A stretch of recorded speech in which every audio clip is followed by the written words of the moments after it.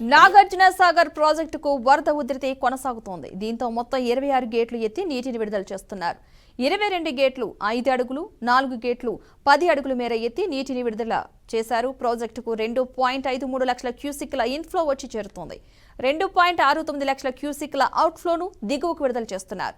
నాగార్జున సాగర్ పూర్తి స్థాయి నీటి మట్టం 590 అడుగులు కాగా ప్రస్తుత నీటి మట్టం 585.30 అడుగులుగా ఉంది.